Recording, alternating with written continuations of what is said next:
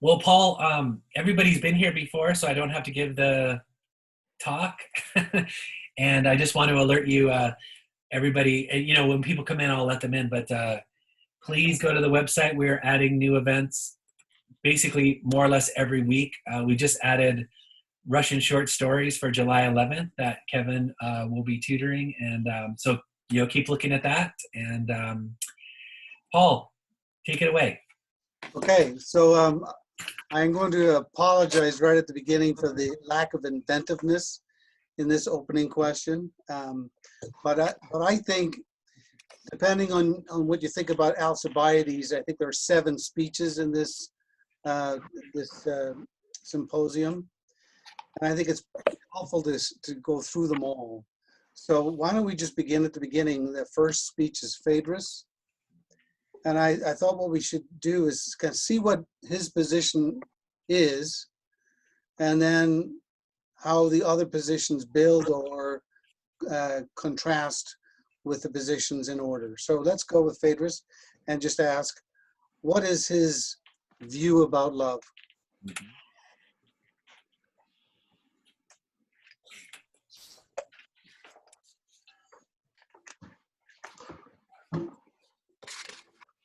It inspires lovers to honor because they feel shame in the eyes of each other, and that's sort of like a check in a relationship that compels them to honor. It's also the eldest god, right? That there's no account of parents, right? So there's chaos, earth, and love at 1648, about a third of the way down.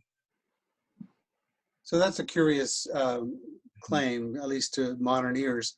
Why would one think that love is the eldest god? Well, authority from Hesiod is what we have here, right? Another thing I want to add is that it's presumed that this is a god and only one god. Mm-hmm. So that he's one god and he's the eldest god would be distinctive characteristics. And then sort of adding to what was said with respect to wanting to not be ashamed in front of the lover. And love gives guidance, and by giving guidance, that puts you in an asymmetric relationship. You're here versus the object of love is down here. Well, I guess it seems to me it makes sense in a way because it's so central to our experience, right? So if you were to say, when you look out, what do you see? Well, there's the earth clearly, and then there's also chaos, but that what drives so much of our activity seems to me is love. Like, that we love other people, or you see it in the animals, and it's sort of like love makes the world go round, right? So although that aspect of it is this, right? That aspect of it is developed later. Yeah. Whereas here, the thing that's more central, it seems like you're talking about more about humans. True. Yeah. Sense of honor and dishonor. You're right. A few lines below where you mentioned, right? Of the sense of honor and dishonor, without which neither states nor individuals ever do any good or great work. Right. So it seems like he's not extending it here, at least Phaedrus, to nature. No, you're right. Yeah. Mm-hmm. Yeah, that's the doctor really who does that, right? I don't know, the overriding idea, at least for me, and I think Sean already said this, love imparts guidance. And then, Phaedrus specifically references, for example, shame and pride. For example, I'll read this line. I can give cites if you want, but for a man in love would never allow his loved one of all people to see him leaving ranks or dropping weapons. So that kind of fits in with the idea of honor too. Yeah. Pride. So let's see. And I think it's... Excuse me. Go, Sean. Well, I was going to say, I do think it's significant with Phaedrus to understand that the non-lover and the lover are two different things. Yes. And that the non-lover is superior. Yeah, and he gives a couple of examples there on 1649, right? I thought that the lover was the one that was actually honored by the gods, though, not the beloved. And due particular honor was the beloved that returns love, like Achilles. Achilles was the beloved of Patroclus, but he clearly returned love to Patroclus by avenging his death. And that, I think Achilles was the one who got the greatest honor from the gods. Yeah. Because he was kind of unique in that. At least Yeah. that's what I understood. I think that's right. At the bottom of that paragraph on 1649, right? Yeah. Wherefore the gods honored him even above Alcestis. Mhm. Alcestis is the one that, she's the woman that laid down her life, right? When her husband or parents wouldn't, her parents wouldn't do, but she would. So, Right. yeah. And the notion here of Patroclus, I guess, is that he's the elder. I think if you look around 185, when it talks about, it's like 180, between 180 and 185, it says, looks like 187. The gods were highly delighted at this, of course, and gave him, it's talking about Achilles dying to avenge Patroclus. The gods were highly delighted at this, of course, and gave him special honor because he made so much of his lover. Aeschylus talks nonsense when he claims Achilles was the lover. He was more beautiful than Patroclus, more beautiful than all the heroes, and still beardless. Besides, he was much younger. So I think he's saying Achilles is the non-lover, and that was the whole point of that's Aeschylus's mistake is mistaking that Achilles was the lover as opposed to being the non-lover. And I think by way of illustration, the two cases are a contrast of are hoping to show us that contrast. Well, wasn't Achilles isn't he saying that Achilles was the beloved of Patroclus? Yes. And what made him special, what was unusual, I guess, is that the beloved actually loved the lover. And that's what was due to special honor from him. Yeah, the non-lover. Yeah, the beloved acted like the lover would act. Yeah. Yeah. Yeah. Okay. And the lover is more divine, he says, because he is inspired by God. Right. Mm-hmm. How important is that? It might be a little early to ask that question, but I want to just highlight two things that we've said so far. Phaedrus begins with the myth that Hesiod has taught about the origin of love, that love is the eldest and single God. But in addition to making that point, he goes on to make a second point, again, that we've anticipated, about, I don't know, it's about 15 lines into his speech. He says, and not only is he the eldest, he is also the source of the greatest benefits to us. And then he adds, for I know not any greater blessing to a young man who is beginning life than a virtuous lover, etc. Isn't there a transition in his argument here? He's going now beyond the myth, what he's received from Hesiod, and making a claim about love. And I was wondering if we could see what justification does he give for these claims. That is, for example, that neither kindred, nor honor, nor wealth, nor any other motive is able to implant so well as love. Mm-hmm.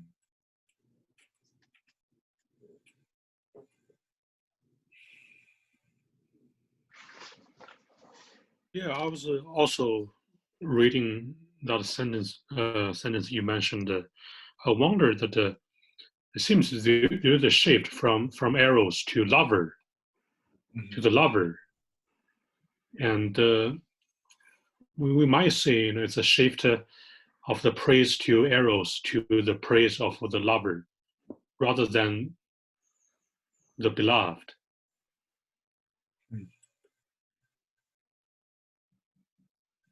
Yeah, I think he does make a shift there, and I don't see him as providing any specific examples so much as trying to get us to see the logic of someone not wanting to be embarrassed or dishonored in front of their lover. This, by the way, I did go. I found myself going outside of the four corners of the text and looking up homosexuality in ancient Greece because it just seemed so unfamiliar to me, and I did find that actually to be somewhat helpful. Yeah, it was a kind of hierarchical relationship. The lover was always older, and I think the most valuable thing for me was the fact that things were viewed so differently, and so it was actually easier to get back into the text and stay within the four corners once I realized that I needed to drop my preconceptions. It seems to me there's something kind of provocative about this claim that neither kindred, nor honor, nor wealth, nor any other motive is able to implant so well as love. Just as a statement, that's just a claim, and you wonder, what's the evidence for it? What evidence does Phaedrus give in his short speech? If you go from 170 AD to 179 B, Can I just ask a question here? Do you guys have my text didn't have any of the numbers on it. The one on the website doesn't have the numbers. Yeah. Oh, sorry. That's okay. But anyway, you're still in the same speech though, Sean? Yeah, at the bottom line, it ends with, when Homer says a god breathes might into some of the heroes, this is really love's gifts to every lover. And that little example he gives of when you have the beloved who's kind of looking up to the lover as this thing like, oh, I want to approach that. The beloved wants to be that. So they would never, so in one sense, if the beloved is drawn to the love's courage and you're standing in a battlefield, the beloved would never drop and run because he doesn't want to cease being the object of the beloved. Yeah. And hence we can then end with that line. Homer says God breathes might into some of his heroes, which is really, so were I by myself, I might be more tempted to drop my sword and shield and run away. But if that would cause shame to or if that would ruin that relationship between the beloved and the love, that's something that internally motivates me to be more what than I maybe would have been motivated had I not had the love. Yeah.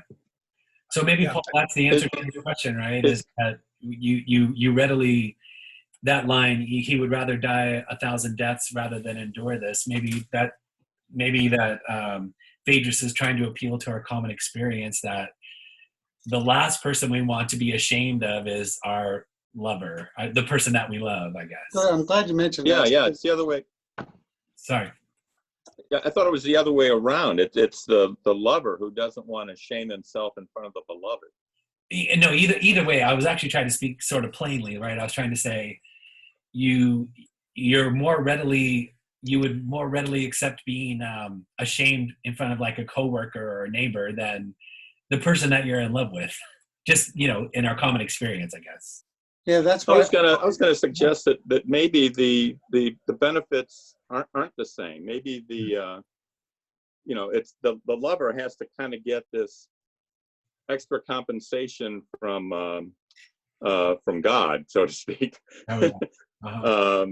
Because the beloved, I don't know how to put this exactly. He retains everything and gets things from the lover. The beloved retains his beauty or whatever it is that the lover wants to possess. He keeps that. The lover doesn't get any of that. Yeah. And so there's a deficit. Yeah.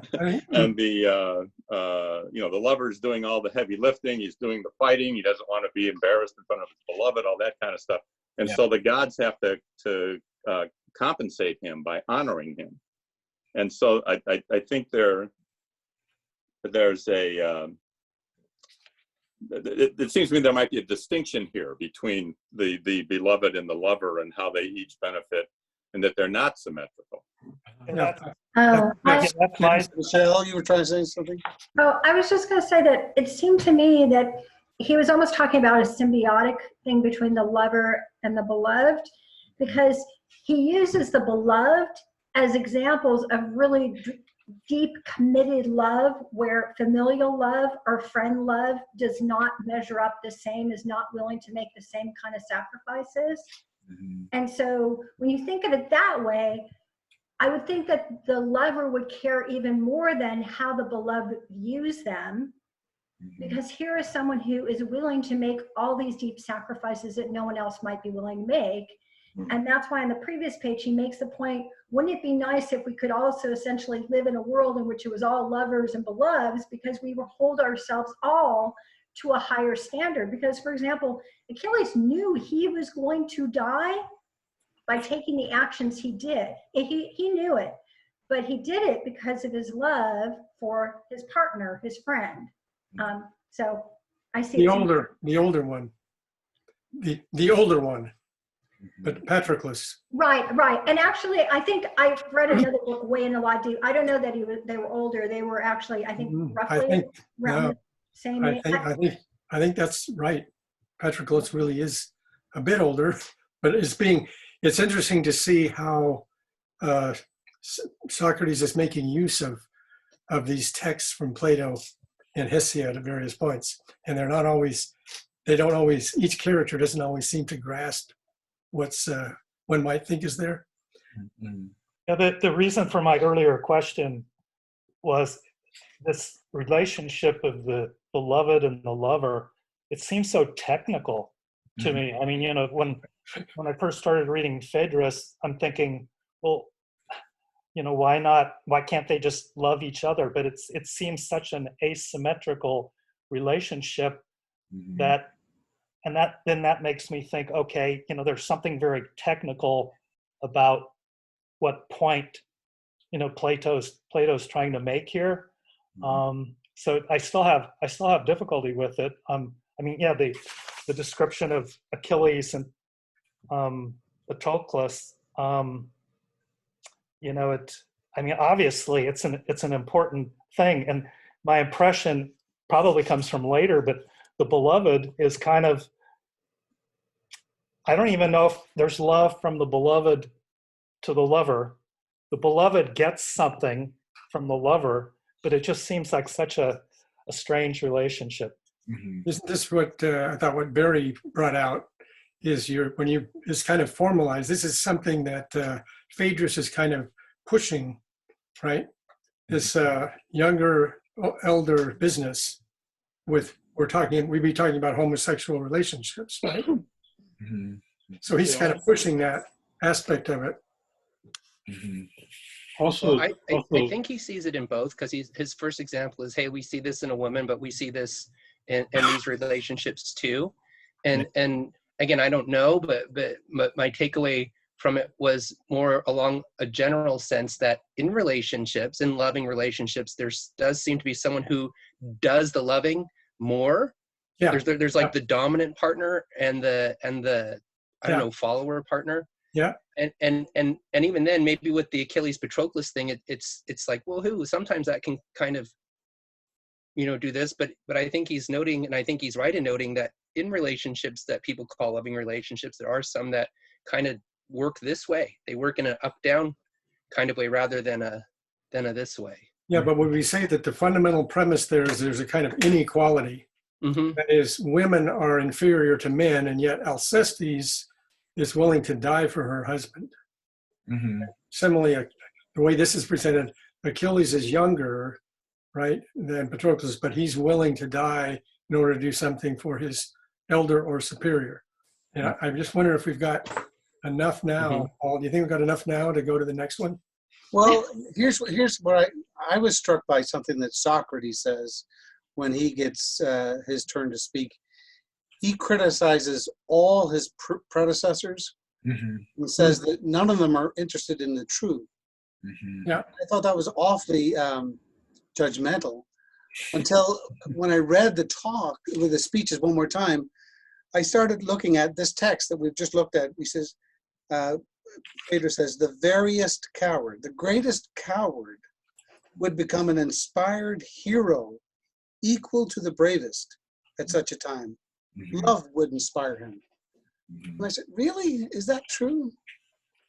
If he's the greatest coward, he's all of a sudden going to become a great hero because of love. What's the evidence for that, Phaedrus? A lot of movies. Well, Isn't the evidence that he gives throughout Mhm. an appeal to literature? Mhm. Achilles does, what as Alcestes does. Mhm. So the argument, to the extent there's an argument here, is based on literary characters.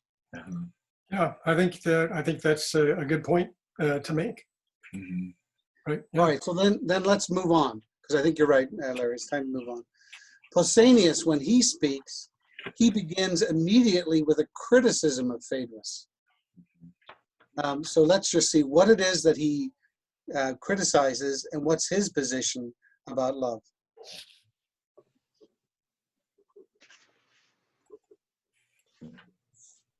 So there's more than one. Yeah, there's more than one kind of love, right? Okay, well, that would be a real disagreement. What's the evidence Yeah. for Pausanias' position? The stories about the gods with respect to Uranus, Aphrodite, Zeus, and Dione. So there's a kind of celestial or heavenly love. And then there's a kind of a common love, which is connected with pandemios, if we looked at the Greek. I think his biggest problem with the truth is that he thinks you can tell if an action is good or bad or not strictly by the mode. I think he calls it the mode of action. If it's done well, it's good, and if it's not done well, it's bad.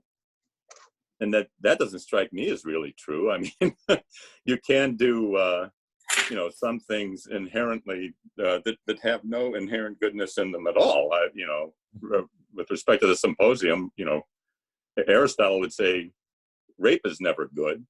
There's no good mode of performing a rape. That's where I thought Pausanias was not telling the truth.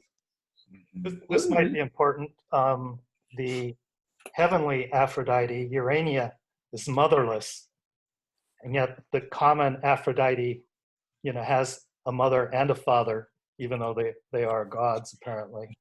I mean, for some reason, I think that somehow that seems important to me. Are there two conflicting accounts of where Aphrodite comes from? Yes, Like one, Larry anticipated that. Hesiod has one view and Homer has another. Right. So isn't this right, Larry? You can correct me if I'm wrong, but it's been a while. But Hesiod has a view something like Coronis had his genitals cut off, and from those cut off genitals, Aphrodite comes to be. So she doesn't have a mother. She just comes out of the cut off genitals of Coronis.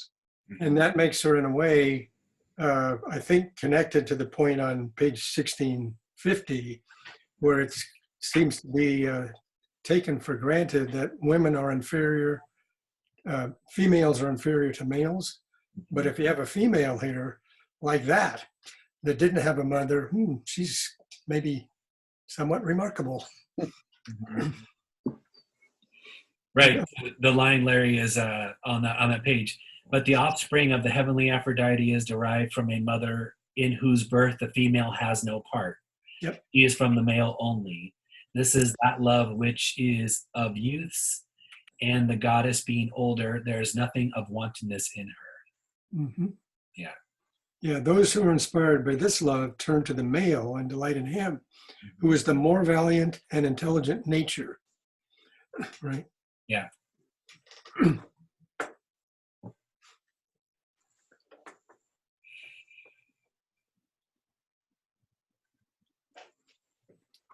He's trying to separate out, bad relationships from good relationships. That even bad ones can start off with a good intention and they're just immature. He says it's love not for boys, but intelligent beings whose reason is beginning to develop as their beards are starting to grow. Mm-hmm. That you're actually looking for a mature relationship instead of something cheap. Yeah. Yeah, in which case the way you go about doing it does seem to make a difference. Like, Carl, I like your example of rape. I think we'd be in agreement with Pausanias if he said, yeah, there's no good way to do rape, but I think he would say there is a good way to do sexual intercourse. Rape being like the bad form of it. So let's see. Pausanias disagrees with Phaedrus. He thinks that there's two kinds of love, or two gods of love, and it gives rise, I take it, to two kinds of love. But he agrees with Phaedrus, at least in his initial approach, which is to start off with the myths, though he brings in Hesiod and Homer, not just one view. So that, I think that's interesting. But going back to a point that Carl made, he then makes a kind of philosophical point. He says, actions vary according to the manner of their performance. Now he's not quoting Hesiod. Now he's not quoting Homer. He's making a claim about the nature of actions. What role does that have in his position about love? Yeah.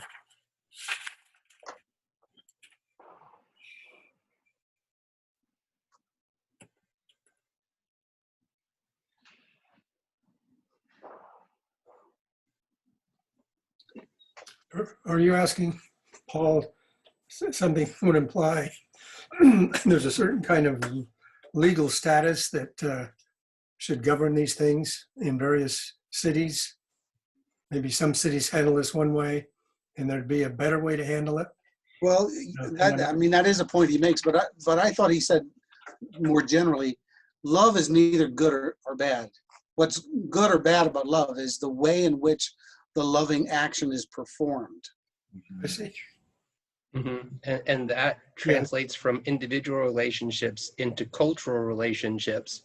And he uses, again, I don't know how to source this. I'm on page 15 of this book, and it has lines in it, but it's around 180 to 182, and he talks about the view of relationships in Persia. How they're like, oh, this is terrible, but how that's different when we look at in Athens and such, so that there's some cultural dimension to this as well. So it's between individuals, but then that also translates somehow into something between individuals and their culture as well. These modes of being, or these ways of going about loving. And he seems to think there's consequences for following the different modes. Perhaps not positive and negative, but definitely consequential. This is about 2/3 of the way down. Yeah, go ahead. Page of 1650. Is this your, to kind of get in line with Sean? It says, now here and in Lacedaemonian, the rules about love are perplexing, but in most cities they are simple and easily intelligible. In Elis and Boeotia, counties having no gifts of eloquence, they're very straightforward. Law is simply in favor of these connections, and no one, whether young or old, has anything to say to their discredit, right? But he's working his way down to Ionia, right? But then he says something interesting about 8 or 10, right? The custom with the barbarians is to be dishonorable. Loves of youth share the evil repute in which philosophy and gymnastics are held, because they are inimical to tyranny. For the interests of rulers require that their subjects should be poor in spirit, and that there should be no strong bond of friendship or society among men, which love, above all other motives, is likely to inspire, right? As our Athenian tyrants learned, etc., right? So he's looking at, with respect to he's trying to draw it into the polis in some way, or into the culture is where you put it. Yeah. Culture is a better term than just the polis. Yeah. He mentions the assassins, Aristagaton and Harmodius, who killed, was it, not Pisistratus, but his son, was it Hippias, I think? Yeah. And because they were lovers, that made them this assassin team that took out the tyrant. So tyrants don't want these kinds of lovers in their cities because they can turn against them. Can I just back up a little bit? We made 2 points so far. Pausanias has said that there are two gods of love, and therefore two forms of love. And then he makes another philosophical point that love in itself is not neither good nor bad, but the manner in which the loving act is performed makes it good or bad. We're kind of trying to see if we can put those two positions. Are they just two different points, or does he kind of bring them back together again? Does he connect those 2 points? Or is it just one point after another? Well, just going back, I guess just to make it sort of plain, and maybe this is obvious, but I thought if we look at 1654 lines from the top, the love who is the offspring of the common Aphrodite is essentially common and has no discrimination. And basically, and is of the body rather than the soul. At least that we can make sort of that really easy distinction that there's one love that's going to be interested in the soul of the beloved and the other just interested in the body. I don't know if that's been said already, but It hasn't, and it's important to say at the outset. I mean, I would say that maybe it comes together. I mean, I was looking, there's two quotations, and I can't cite it, but love is like everything else complex. Considered simply in itself, it is neither honorable nor a disgrace. Its character depends entirely on the behavior it gives rise to. Okay, that point has already been made. Then toward the end of his speech, when he talks about it on a cultural level, which, you guys have already discussed, he says, love's value to the city as a whole and to the citizens is immeasurable, for he compels the lover and his loved one alike to make virtue their central concern. All other forms of love belong to the vulgar goddess. And that's how he ends his speech. Like he brings in virtue. So maybe that's the connection. Yeah. So this noble. Is there another connection a little further up from there? He's talking about he kind of puts them together. I think this should be around 184 in the middle, I think.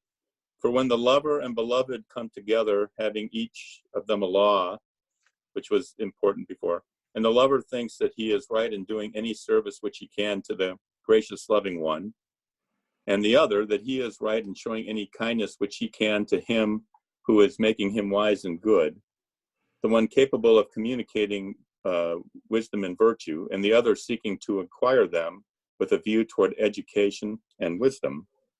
So everything's copacetic. When the two laws of love are fulfilled and meet in one, then and then only may the beloved yield with honor to the lover. Nor when love is of this disinterested sort is there any disgrace in being deceived. But in every other case, there is equal disgrace in being or not being deceived. I thought that was a funny kind of thing, that if everybody's doing everything right, it's not the lover's fault if he's deceived by the beloved somehow. Yeah. I'm not 100% sure that's what Paul is asking about, but it did bring in all the mode stuff into a very odd conclusion. But I think you're right, Carl. I mean, it seems like he's saying what makes love noble is it's discriminating, calculating, rational, or something like that. There's a kind of quid pro quo. Definitely. Common, and here I assert this word maybe not fairly, natural, then it's of the base sort.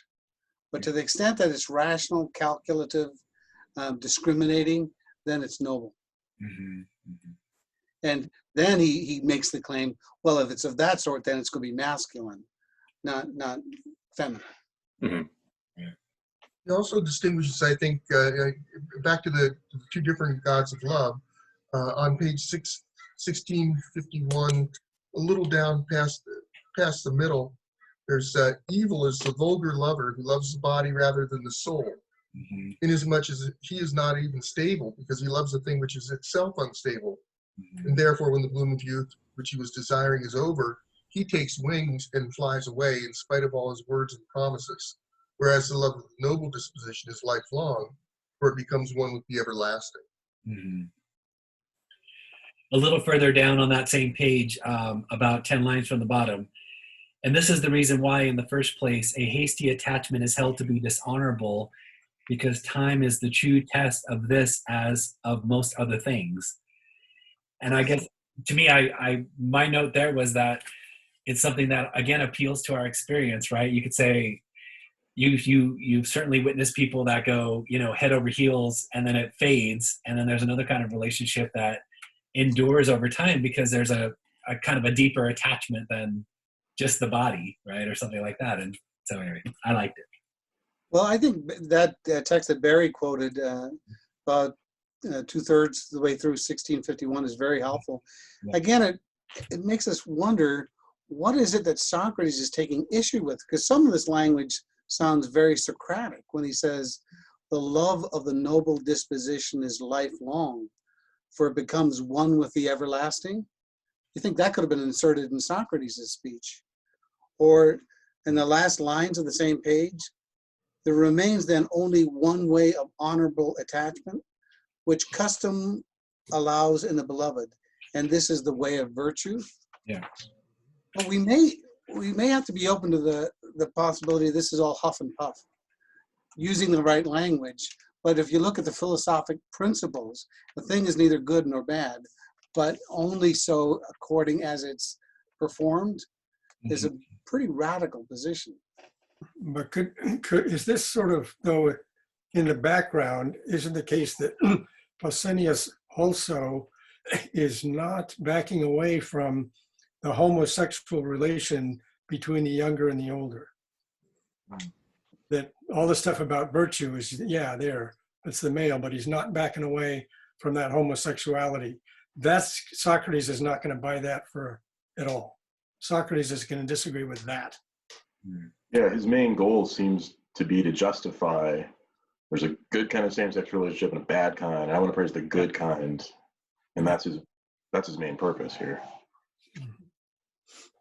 Well, I mean, also Socrates is going to say that love isn't a god, right? So that's just a plain fact, right? Yeah, right. So, I mean, we may have to confront Larry's position, because I tend to think it's got a lot of merit.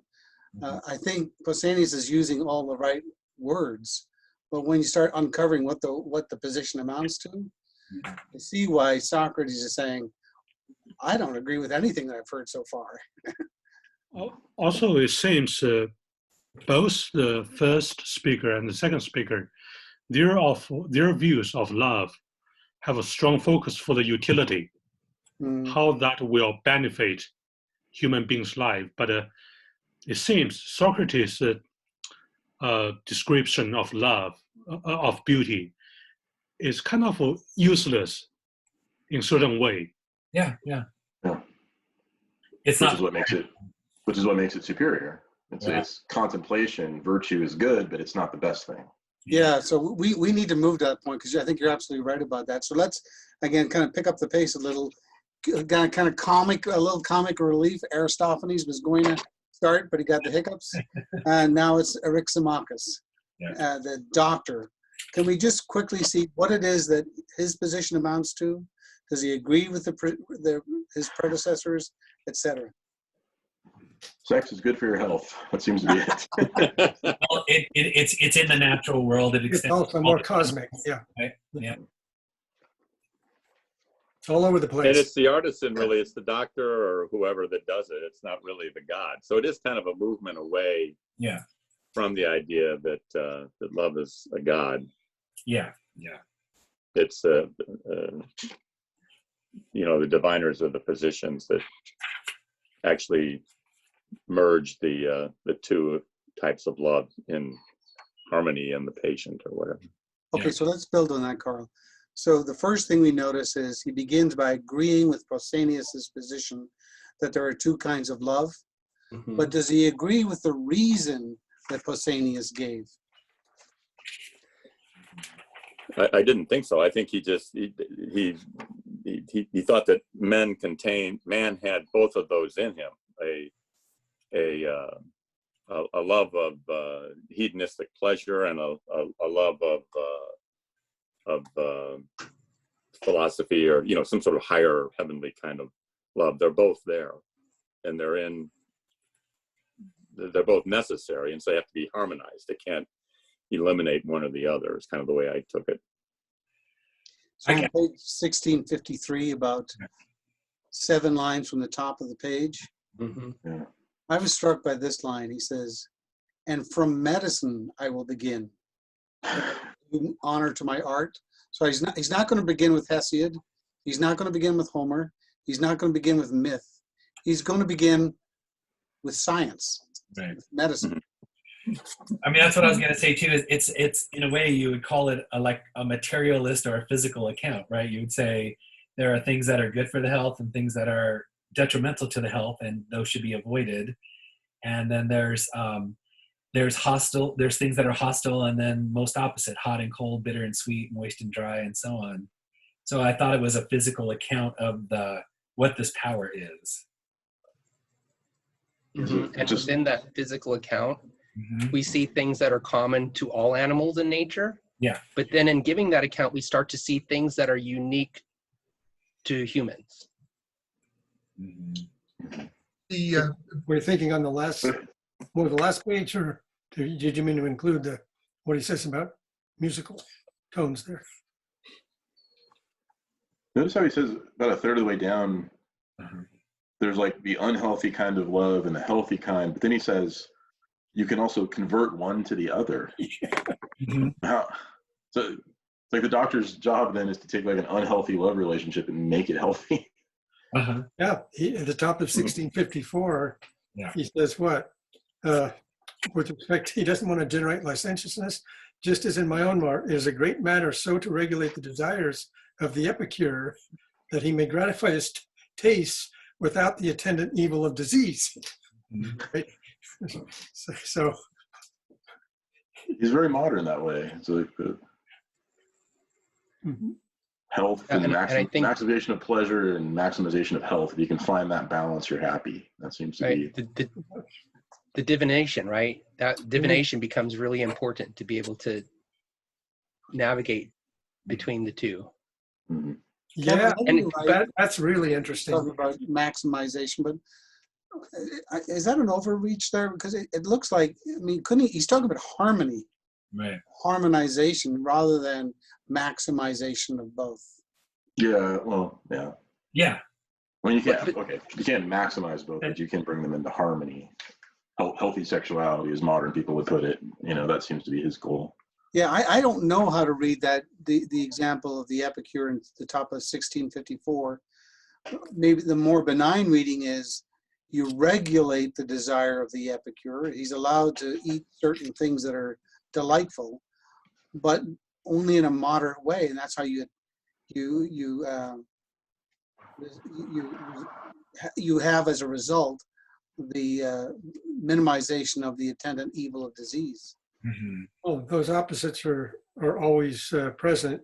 Yes. With respect to excess and deficiency. Yeah. But I thought the point that was made just a moment ago with respect to divination was quite striking. That is because there, right, you've got a whole connection to astronomy, the revolutions of the heavenly bodies. But then he says about 12 lines down, furthermore, all sacrifices and the whole province of divination, which is the art of communion between gods and men. These, I say, are conquered only with the preservation of the good and the cure of the evil love. For all manner of impiety is likely to ensue if, instead of accepting and honoring and reverencing the harmonious love in all his actions, a man honors the other love, etc. So, wherefore, the business of divination is to see to these loves and to heal them, and divination is the peacemaker of gods and men, working by a knowledge of the religious or irreligious tendencies which exist in human lives. That's a sort of interesting. And I love he begins. I appreciate that he begins that proof by talking about harmony. And again, I don't know if I read this correctly, but when he talks about Heraclitus, and he says, and Heraclitus is talking about harmony, And Heraclitus probably meant that an expert musician creates harmony by resolving the prior discord between high and low notes. So it's an interesting concept. I'm not a musician, but the idea that you start with one note and you end in an opposite place, there's something in that process that divination process that seems navigable. I mean, in just in physically experienceable life, we seem to see this. Yeah, I'm not a musician either. Andy is, though. And Andy, is this right? I thought he was saying you have a high note and you have a low note, and those are opposed. But you get harmony when both are present. It's possible. Yeah, well, depending on the high. Yeah. Yeah. In other words, don't try to get rid of the evil, Paul. Don't try to get rid of the evil, because you're going to always have a mixture between the two, and they have to somehow be brought into some kind of opposition of tension. Excellent. That was the point I was trying to make. Thank you, Larry. Yeah. And following what Sean and Kevin said, it seems that for me now, I appreciate this doctor's view of love more, because the first two speakers seems they have very set perspective of love. Like the first speaker believes the lover is better than the beloved, and the second speaker believes that the heavenly love is better than the common love. But in the third speaker, we say that both loves can coexist, and it's a dynamic process. It seems a very generous view. There's I more appreciate equality. There's more equality in Eryximachus than the first two. Yeah. There's more what, Kevin? More equality between the lovers. Yeah. In his view. Yeah. Yeah. So is it too much of a stretch then to think that the harmony of a tune, and now I'm adding the element of tune to this, there isn't in a sense a becoming and an unbecoming that's constantly going on? I mean, one doesn't in a tune, doesn't one note actually at some point fade in and fade out and another become? I mean, is that a stretch? Again, I'm not a musician. This is what popped into my head. Well, yeah, I mean, harmony is like a melody, right? There's like notes in a sequence and a scale, and they have to be in a certain key, like all in the same key. Harmony is like you get two or maybe more notes that, they harmonize, they fit together, they're not dissonant. Wish I could play it and show you what I mean. But, well, like melody, you could think of they're a melody chord. like a chord, linear progress, right? And harmony, they're happening at the same time, right? Yeah. Right. The perfect fifth is always like they fit together, but you have to tune them just right to get them there. Oh, so it's a being at the same time. It's not a becoming one into the other. Well, that's right. But you were saying melody, right? So a melody. I don't know how to use musical terms well. No, that's okay. No, melody is you could draw it like on a page in a line, right? You'd say here's the tune, and then harmony is things happening at the same time that fit together in some way, and or whatever they have some whatever we want to say about it. But now harmony would be like a vertical scale. It reminds me a little bit of the whole idea of, like, as Aristotle. It just came to mind when I was reading this, of Aristotle and the golden mean, that you don't want really an extreme of anything. You really want to find moderation. And so that's, in a way, Sean, when they're talking about the harmony and the higher note or the lower note, it's that you want the balancing of both, right? You're essentially saying we don't want to say that just physical love is to be aspired to, or just, emotional, deep, whatever love, but really there's a combination, a value of both. I mean, I think your point's actually really good, that at 1654, 4 lines or 3 lines from the top, whence I infer that in music, in medicine, in all other things, human as well as divine, both loves ought to be noted as far as may be, for they are both present. Right? I mean, okay, so there might be 2 ways to read that. Yeah. Michelle has offered one, maybe a more sinister read, and I thought Larry might have been suggesting this. If not, I will certainly suggest it. Is, let's say you're the epicure, and every morning begins with 2 dozen donuts, and life is good. But then it becomes, you realize, you know what, this may not be healthy for me. But the good news is there's a survey that says if you drink 3 cups of coffee with your 2 dozen donuts, you're good. You're not going to suffer. So he's not suggesting cut back on your intemperate desire. He might be saying find something else that can stave off the bad effect. Right. Maybe. Yeah. You know, I mean, I Paul, think that's the language he says is, and maybe this is just sloppy or a poor translation, but on the top of 1654, Yeah. Just as in my own art it is a great matter, so to regulate the desire of the epicure, that he may gratify his tastes, his Epicurean tastes, Mm-hmm. without the attendant evil of disease. So it depends on how you read that. Yeah. The medicine was kind of suspicious for Greeks because gymnastic was better. You know, if you just stay healthy, Yeah. make healthy decisions, you know, you won't need medicine later to cure the illnesses that you acquire, which, you know, may or may not have been true, but that's how they looked at it. Yeah.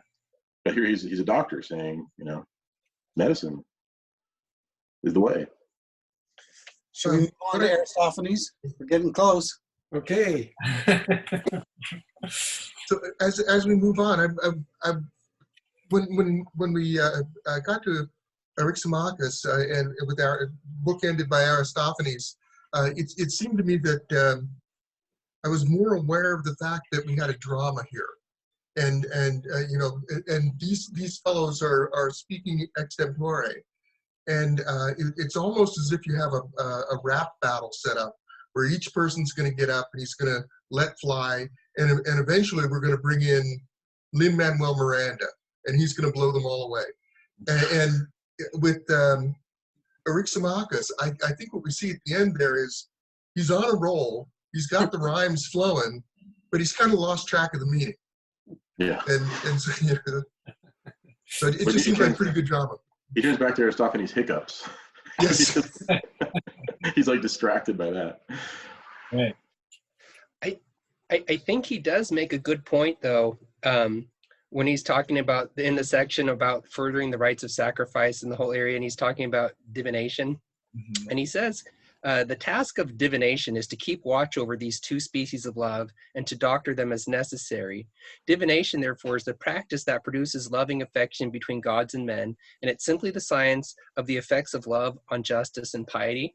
And I think it's it's good for him to kind of end up in a place like that, because to recognize that there are these complexities to love, and that how you do it does matter, and that how you do it has social effects, some of which are more desirable and less desirable. I think that's actually a good place to end up for Eryximachus. I can't speak Greek. Eryximachus. Yeah. Very good. Yeah. Yeah, I wondered, does anyone know what the prefix Eryxa means in Eryximachus? Because Machus means battle. Right. Literally. And I'm wondering when there's a kind of a battle going on here of opposites.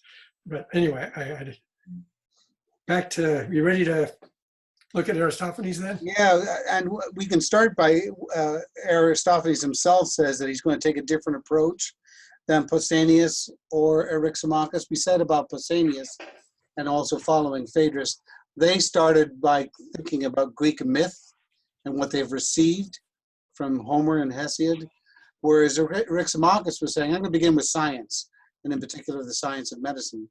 So what about Aristophanes? What's his approach to this question?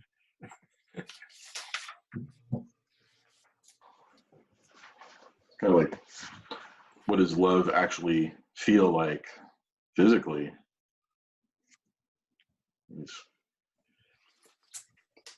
much more focused on the Can't experience. ignore the whole clerical three-sex thing, right? Human Where does nature. that come from? Is that Yeah, I was Homer? going to say human nature. Well, yeah, Hesiod? it's sort of, it seems to be closer to a story that you're going to tell about what happened at the beginning, right? You're going to explain certain things that appear to you now on the basis of a story about what took place earlier, right? So in 1655 about, right, he says, I will try to describe his power to you, that's Eros, and you shall teach the rest of the world what I'm teaching you. In the first place, let me treat of the nature of man and what has happened to it. For the original human nature was not like the present, but different. The sexes weren't two and so forth, right? You said he's not pulling that from Hesiod or Homer or someone else, but it is a kind of story that you wouldn't be surprised to find in someone like those fellows. Especially like Aristophanes. Yeah, who's a comic poet, right? Hey, Paul, if you'll indulge me, I looked it up, Larry. Euruko or Eurico means keep in, to curb, to hold back. And then, as you said, make is battle, so it's to keep in the battle, to curb the battle. Yeah, so you're always working with opposites and you're trying to figure out what, okay. Yeah. Or that was just the name his mom gave him.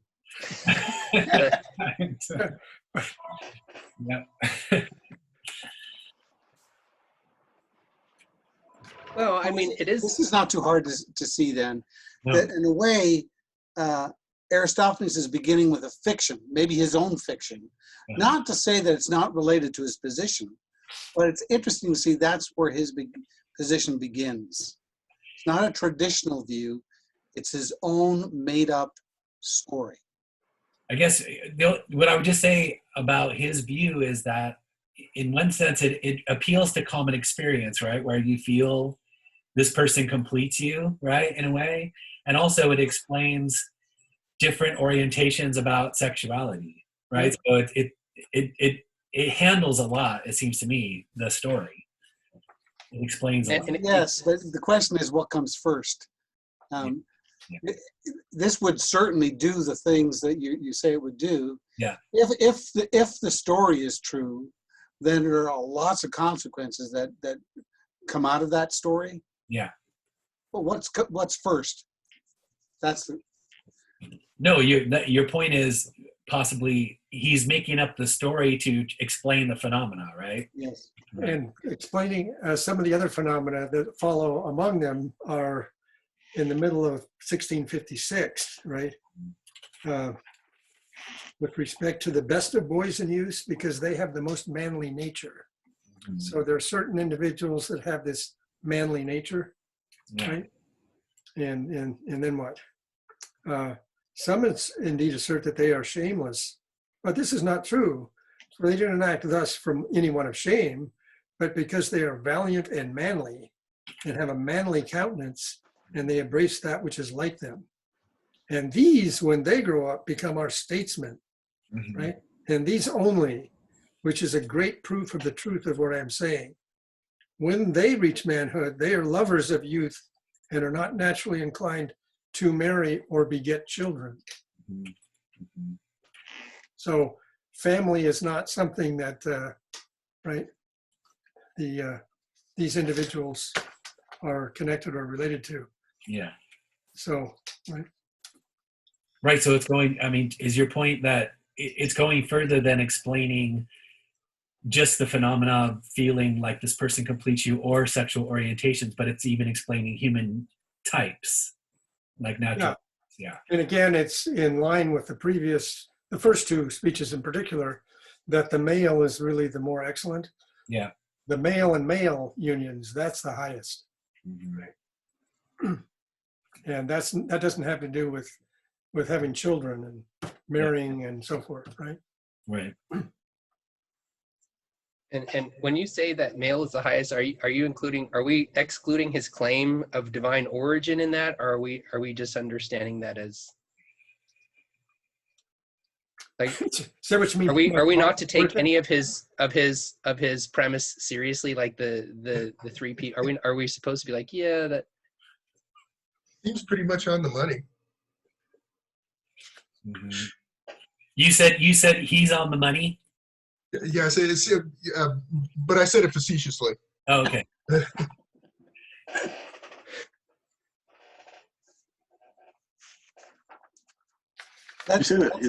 I know I'm keeping an eye on time. Let's move on to Agathon. We'll have a chance hopefully to review these positions, but very quickly maybe we can go through Agathon so as we can give more time to Socrates. So let's see. How would we account for Agathon's position? He begins, just let me start. He begins by criticizing I take it all his predecessors. None of them praised Eros for. Oh, sorry. Can I throw one more thing before we move on to Got Agathon it. Yep. with Aristophanes? And this is a take, but my take on Aristophanes, and I think the last part's important to this. He recognizes that there's higher and lower loves, and that the higher love, when it's done the right way, will restore us kind of to our original or highest nature. And then being totally united in life to one another, that's going to make us blessed and happy. So he's added the element of blessedness or happiness to the discussion that wasn't there before. I just wanted to note that. That's all. Also, the unity, returning that sense of wanting to be one. Mm-hmm. Yeah. There's a kind of salvation in Eros for him. So, I mean, one difference right away, 1658, is that he says, I want to praise the God first, and that this is the most blessed because it's the fairest and the best. It's the youngest God. Yes. So it seems to me it's this interest in like beauty and youth, which is different, like to contrast with Phaedrus as the oldest God, right? Yeah, good point. Mm-hmm. Yeah. The other has to do with the first speaking about the nature of the God and then the God's works. Yeah. That's another point that that Socrates is going to pick up, right? Yeah. This was a very interesting text that he took from the Iliad with respect to the goddess Ate, or delusion. Yeah. Because Diotima has something to say later. Yeah. That is in close proximity to this very same text. Is that the text, her feet are tender, etc.? That's the one. Yeah. Her feet are tender. He says here, Homer says of Ate, that's the goddess, right? Her feet are tender, for she sets her steps, and so forth. Yeah. It's actually not Homer speaking, it's Agamemnon speaking at that point, saying that he wasn't his fault. He was deluded by the gods. But anyway, there's that contrast between the old and the young. Yeah. You said in the beauty, Yeah. the beautiful. The delicacy part was interesting, because you get this sense in love that it's a powerful thing, and somehow this powerful thing voluntarily subjecting itself is somehow significant. And then to say, well, but it's also this delicate, gentle, like in order to touch the soul. I don't normally think of powerful being delicate and gentle, and yet when you talk about really moving a person inwardly, that does seem to be the way to walk that path. Yeah, that's the distinction there between about 5 lines up from that Iliad text. Right? It says, the ancient doings among the gods of which Hesiod and Parmenides spoke, if the tradition of them be true, were done of necessity and not of love. Had love been in those days, there would have been no chaining or mutilation of the gods or other violence, but peace and sweetness, as there is now in heaven since the rule of love began. Mm-hmm. So that point that Larry's making goes nicely with the point you just made, Sean, because on one hand, you're right to say this God is described as powerful, but also gentle. On page 1659, Agathon makes a very nice point that all men in all things serve him of their own free will. There's not coercion. So that's a sense of gentility, but the power is there too. Mm-hmm. Yeah. Mm-hmm. And so towards the bottom of that page, he addresses Phaedrus, Agathon does, and says, therefore, Phaedrus, I say of love that he is the fairest and best in himself, and the cause of what is fairest and best in all other things. Ends with a rhetorical flourish and gets almost a standing ovation. You know what? A line I loved in this section was, once love touches him, anyone becomes a poet. I really appreciate, when I thought about what makes good poetry, I was thinking about the intention, that the thing that goes behind it. And you think of someone who's kind of clumsy and such, and yet through a beautiful gesture that's born out of really knowing someone, they can express themselves really beautifully. And it seems there's something about love that seems to motivate us or push us, but in that very gentle, in that very voluntary way. And I just thought that was a beautiful line. That's all. Mm-hmm. Yeah. That line that you just read, Paul, reminded me of the earlier speakers, the fairest and best in himself. That would be the young, the tender, the flexible in form and fair complexion. That's really the beauty of the beloved. Mm-hmm. And then the virtues, justice, temperance, courage, and wisdom. Love's virtues are really the good, the lover side of things. So he's taken those prior distinctions between the beloved and the lover and put them back in one God again, so to speak. Uh-huh. So now let's transition to Socrates. About 15 or so lines from the bottom of 1660. He's a little brutal here. He says, "Whereas I now see that the intention was to attribute to love every species of greatness and glory, whether really belonging to him or not, without regard to truth or falsehood." And then a little later, about 6 lines from the bottom, "But if you like to hear the truth about love, I am ready to speak in my own manner." Which, if you've read enough Socrates, is actually a surprising claim. Where he says, if you want to hear the truth, listen up, here it comes. So it's interesting. So let's move to Socrates' position. What is his position? Why does he think it's true? I just want to support what you just said. You almost never hear Socrates say, "Let me tell you how it is." Yeah. Well, that's about love. He'll say, I don't know anything. Oh, but I know everything about erotic love. Yeah. Right. So here he tells you everything he knows about it. He's talking about himself. The saving part is he's talking about himself. No, yeah. Somebody taught me this, which is fascinating, right? It's very interesting. I thought it was interesting too that after ripping everybody else apart, he says, "I don't want to make myself ridiculous by entering into a rivalry with any of you." I think he's kind of past that. Yeah. Yeah, exactly. How they executed him. Well, it seems to me, just as a way in, at least on 1661, he starts asking questions like saying, about is love of something, right? So that seems to be really important to bring out. And then secondly, that it's about possessing what you want or what you love, right? So he's just making, I think, some really important preliminary points about what we're going to talk about. Yeah, I agree with that, Andy, and I think we should go somewhat carefully here. So yeah, you're right to say he following his own natural mode. He's not going to quote the poets. He's not going to engage in a discourse. He's going to ask questions. Yeah. Let's see what the questions are, what conclusion he draws from those. And then it's interesting that they transitions into diatima soon thereafter. Yeah. So the first question you say is whether love is the love of something or of nothing. Right. Exactly. It's pretty obvious, isn't it, that the true answer to that question is love is the love of something. Yeah. Mm-hmm. That's not a controversial claim.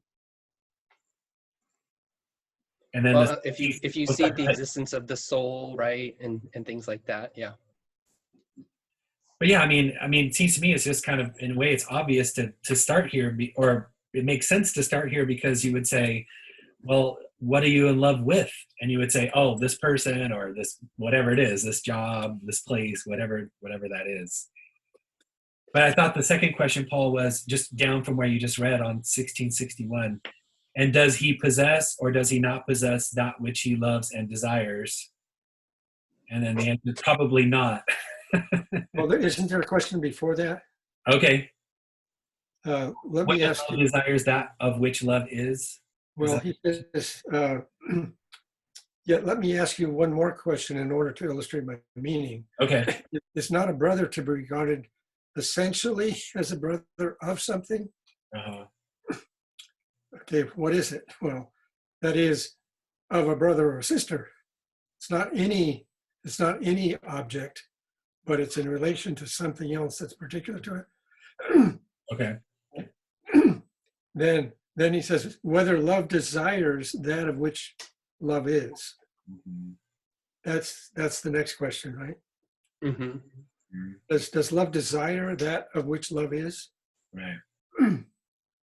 And then does he possess or does he not possess that which he loves or desires? Okay, so let me kind of restate what you just said, Larry, because I think it's very important. Mm-hmm. The one way of stating the first point is, well, love has an object, and that's not good enough. He's saying love has a relative object. That is, there's a relation between the object and love. Just as you would say the parent, there's a relation, a particular relation when you talk about the parent, and that is the offspring. Mm-hmm. So the object is related to the power of loving. That might give us the transition to desire. Mm-hmm. So if the object is related to loving in that way, that means love is desiring that object. Does that make any sense? Yeah. Yeah. Also, it makes love the means, right? Make it a teleological towards something more important. Yeah. Yeah. No one wants to be a lover. They want the person loved, and that's what makes them a lover. Yeah. Yeah. Uh-huh. Yeah, that's a good, say that again, Kevin. That's a good way of putting it. No one wants to be a lover. They want the person loved, and that in turn is what makes them a lover. The object loved, yeah. Yeah. Right. Yeah. Yeah. Mm-hmm. Which makes possession, the idea of possession, concrete, right? Because you can have an object. Mm-hmm. And to possess it in continuance. Right. Is the bottom of 160, the bottom of that page. So is Like this forever. another way of putting the point? Love has an object, but it's an object that's desired. So you have to understand desire if you're going to understand love and the object of love. Right. And that's crucial because then what do we say about desire? What is it that you desire? The thing that you are in need of. Mm-hmm. So for love, it's funny to be in desire of love, because that would be saying, well, you don't have it. Right. Right. But then Which seems different. Oh, sorry. Go ahead. There seems to be a difference between that and then having a lover, right? Like possessing an object versus possessing love, like the way we're talking about, seems different. Mm-hmm. Yeah, you can never entirely have a person, you know? Yeah. You can have a thing, True. but you That's what desire them all the same. Aristophanes taught. You want something impossible out of them. What's that, Carl? Sorry. Yeah, Carl. So that's what Aristophanes taught us. Yeah, right, yeah. Yeah, the But two halves never really match again. Right.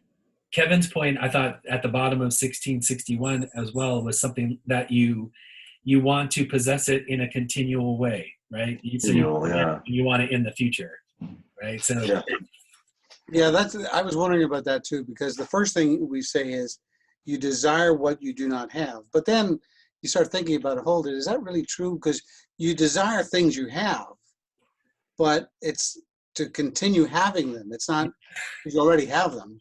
right, So you clearly love the things that you have, right, but it's the continuance of their presence or something like that. yeah, Right.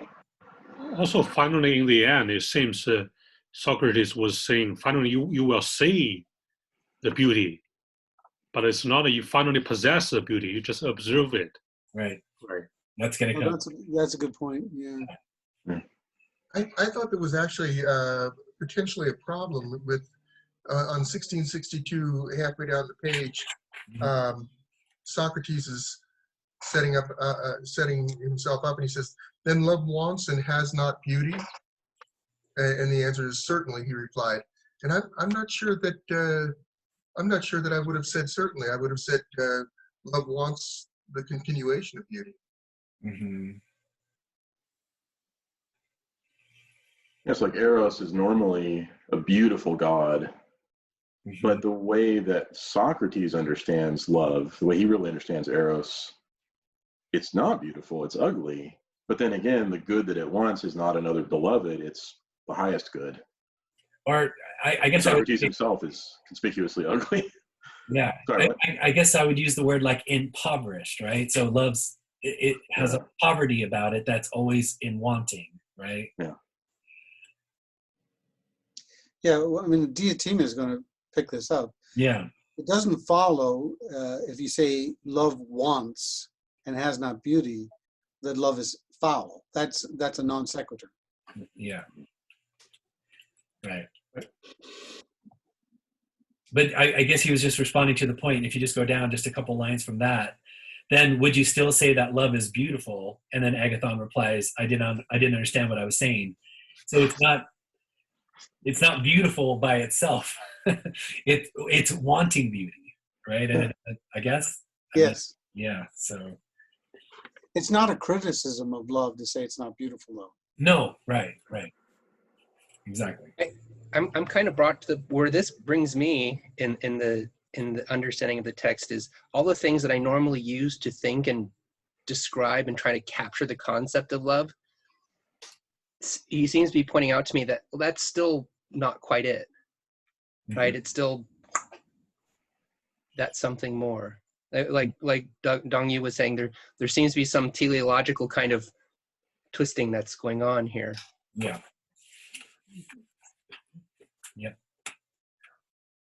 Well, but it feels right. It seems right, though, to me, too, at the same time. Let's see how Diotima can help us here. Can we do one more thing just before Sure, that? yes, absolutely. I thought that this was noteworthy about 10, 12 lines just before he gets to Socrates' speech about Diotima.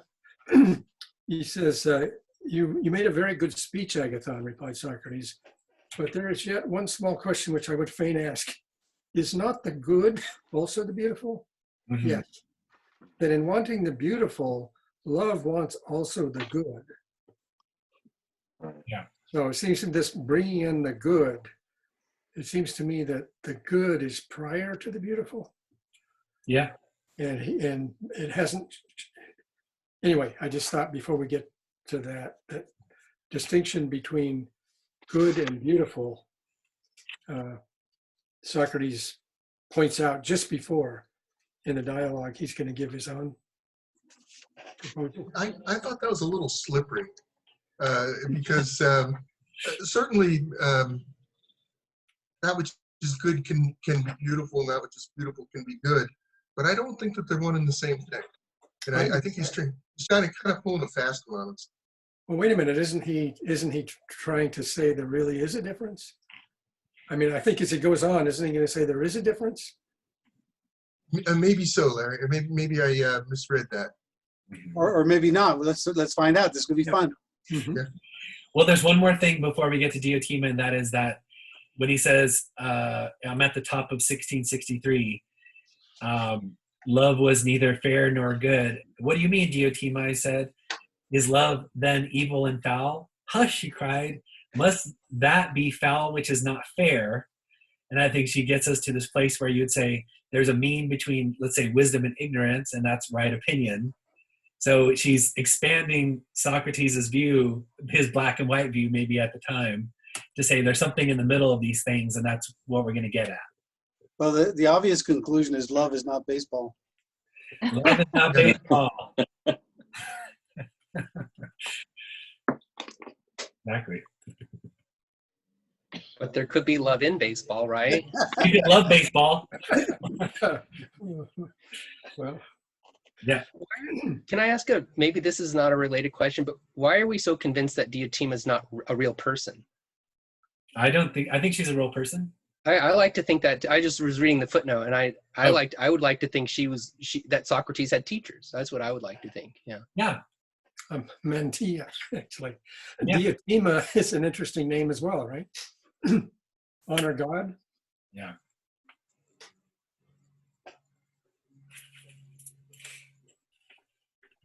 So, what does Diotima teach Socrates about love? That he's a great daimon. Yeah. So it's that in the middle part, right? So on 1663, He's a great spirit, a daemon, and like all spirits, he is an intermediate between the divine and the mortal. He interprets between gods and men, conveying and talking across to the gods, taking across to the gods the prayers and sacrifices of men. He's the son of Porus and Pena, of poverty and plenty. Yeah. So he's always needy. At the same time, he's got the resourcefulness to get what he wants. Describes a lover very well. Yeah. Gets burned over and over again, but he never gives up. Yeah.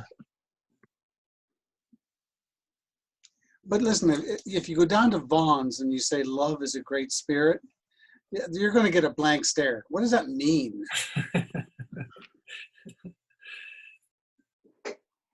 I think it happens in Ralph's too, by the way, but I don't. Well, I guess one thing you could say is if it's an intermediary between the divine and the mortal, it's a way that you're partaking of the divine, if you're sharing of the divine in that sense, right? So it has a ennobled nature, but it's not the same as a god. It's not a god. So are you saying, Andy, that it partakes in both worlds? It shares in the mortal, yeah, and in the divine. Yeah. Is it that's true? But is it the point here more that it's the text you read conveys and takes across, interprets? It's a mediator between God and man. Yeah. It's not so much that the daimon would partake in divinity, so much as there's a mediator, right? Yeah. Because then through him, the arts of the prophet and the priest, their sacrifices and mysteries and charms and all prophecy and incantation find their way.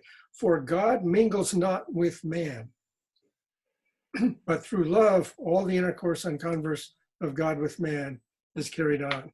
Yeah. The wisdom which understands this is daimonic, right, if you will. Yeah. All other wisdom, such as that of arts and handicrafts, is mean and vulgar. Now these spirits or intermediate powers are many and diverse, and one of them is love. Yeah. So there's a commerce. Are we talking about love as if it was a person, or love as it's in me or you? Here isn't the proposal as that it's the basis of communication between man and God and man. Mm-hmm. There's another little interesting point, I think, with Socrates saying God mingles not with man. I think there's an implicit rejection of Greek mythology, because those gods are all the time mingling with man. Yeah, you're right. Yeah. Mm-hmm. I think this is going to point more towards what he's going to get again, that Dong Yu sort of pointed us to, which is there's going to be this good capital G that you can just view, as a beatific vision that doesn't seem to be in the mortal realm exactly. Yeah, so what does all this mean for the lover of wisdom, the philosopher? He has all the same erotic desire for the good that lovers would have for each other. Yeah. So in a way, it's like a vertical kind of love. It's like the philosopher doesn't look at another person and think they are somehow the object of all their desire. It's that good. Yeah. And he pursues it with the same relentless, Socrates was poor, he's barefoot all the time. The same kind of relentless pursuit that a lover pursues the beloved. Mm-hmm. But what does that mean for everybody else's relationships? That in a certain sense, like even when we look at that horizontal Aristophanes style love, what we're really looking at in that other person and all their beauty is still the good. Mm-hmm. And it seems, and if we add that to those earlier notions that you have this part of the stuff of love is that physical part, all the animals share in it. And we're trying to get at that thing that's maybe a little unique about people right here. And he's talking about it in terms of the spiritual difference. And in my translation, the passage that Larry read, it reads like this: he who's wise in any of these ways is a man of the spirit, but he who's wise in any other way in a profession or manual work is merely mechanic. So he seems right there to be making a distinction among even people that there's people whose kind of knowledge and awareness and focus of their desires is on one level of things, like producing physical objects. And he seems to imply that there's this other level of focus you can have on things or desire on things that's even better and longer lasting than even just the mechanical. Yeah. So possessing something like that would be different than possessing, say, we would be possessing love in the way we would possess a skill rather than a beloved hammer or tool or something like that. Yeah. And that's it's universally accessible but not universal. How's that? I was thinking when you were saying that is what comes a bit later, where you actually get into that speech where he speaks about the ladder of love, sort of ascending. It might begin where some of these other proposers have begun, but it's not going to rest there. Right. It's going to press onward. Well, at least one transition, it seems to me, if we're at 1665, it's something that about like halfway in the middle there, for there is nothing which men love but the good, and then we add to which must be added that they love the possession of the good. That must be added. So at least it seems to me that's a distinction from the other speakers about what the object of love is, right? So we're saying it's the good. And if we read on a little bit. Oh, sure. The next sentence. Yes, must be added. Love, oh, sorry, go ahead. Then love, she said, Okay. may be described generally as the love of the everlasting possession of the good. Yeah. That's almost like a definition of love, which is something that's been lacking throughout. Yeah. It's some account of what love is. Right. Well, it also makes sense about, obviously there are different objects of love among all of us, right? But what do they all share? Good, right? They're the good. Well, and this, when you go back to your question about you're sitting in the line at Ralph's or Vaughn's and you ask people, if you said, oh, do you love this universal possession of the good? I think you get a blank stare, right? But if we go through these other levels of the conversation, well, do you love your boyfriend or girlfriend? Do you love your son or daughter, your husband, wife, right? Your best friend? That's where most people will get into onto the ladder. But see, now you can say, now if somebody presses you, Sean, and says, well, what do you love? And you would say, well, the good, of course, right? What else? There's another interesting, one of the dialogues, I forget which one it is, they're asking about what virtue is, right? Might even be the Meno, but he says at one point, various definitions are gone through and then they're all fall short, right? And then he says, well, how about this? It's the desire for fine things and the power to attain them. Yeah. And Socrates says, well, you might be right. What do you mean by fine things? Yeah. So depending upon what things you're proposing as fine, then you're going to judge whether that individual has excellence or not. Yeah. Which is going to give that individual the power to actually attain what is fine and what is good. Yeah. So Paul, if you don't mind, if I just go down on 1665 from where we just read. Yeah. Actually, can I ask one question right before you do that? Go ahead. The bit above that where Diotima is criticizing Aristophanes' talk, and she says, people are so desirous of the good, they will cut off their own hands and feet and cast them away if they are evil. Mm-hmm. They do not love their own unless perchance they be someone who calls and belongs to them the good. Is that really true? I mean, it seems to me the love of our own is extremely powerful, more powerful than our ability to discern what's really good for us and what just we perceive as good. Yeah. And I don't know. That seemed to me to be a little bit of an assertion without a lot of backup on her part there. Yeah. Gangrene, you have to cut off your limb. Yeah, to save the life. It's. Oh no, I understand that it can happen, and I understand that if you really perceive, if you perceive correctly what is really good for you, you would probably choose the good over your own. Mm-hmm. But most people, you know, love their kids more than their ability to perceive that their kids are bad. Yeah. For example. Yeah.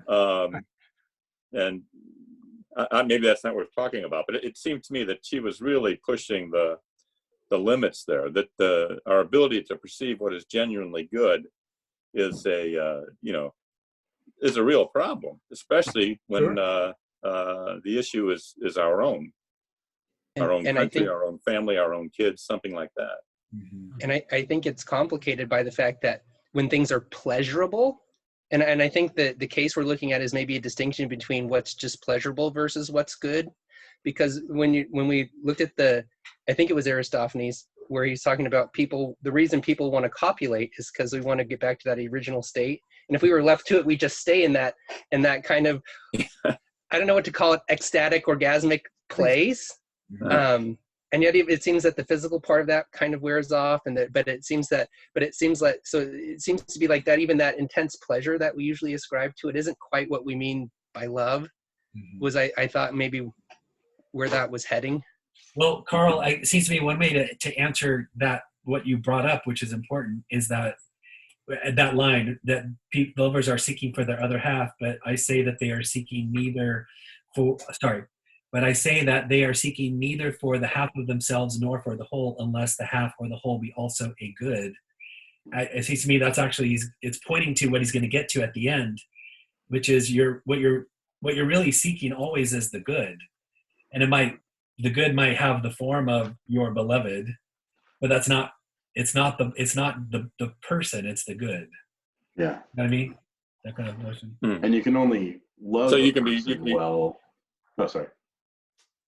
Are you saying, Andy, that you can be wrong about your perception, but you're still pursuing the good? Well, I guess what I meant to say is, if you take the Aristophanes account, you're seeking your other half, and that's how it feels, right? You think this person is the half that completes the whole.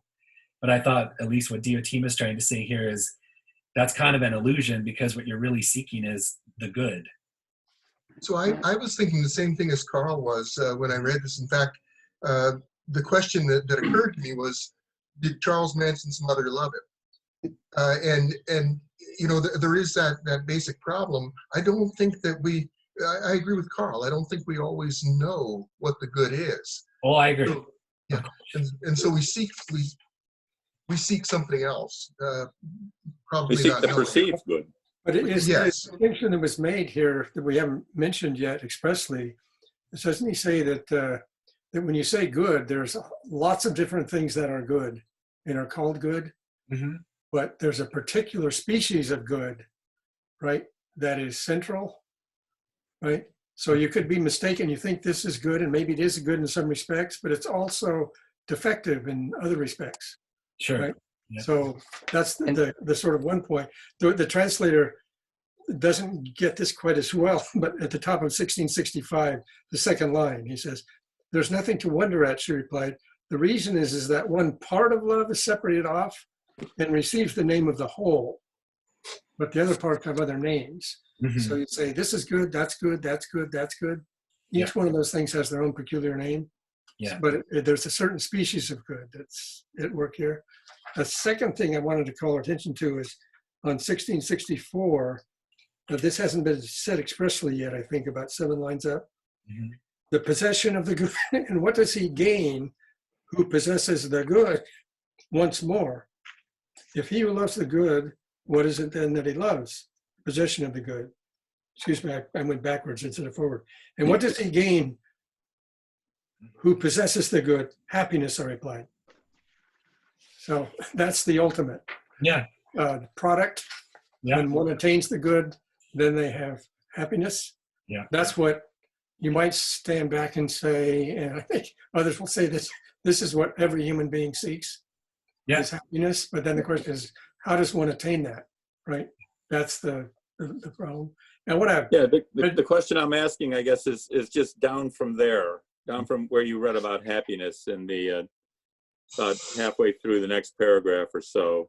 Mm-hmm. the bit that was already read about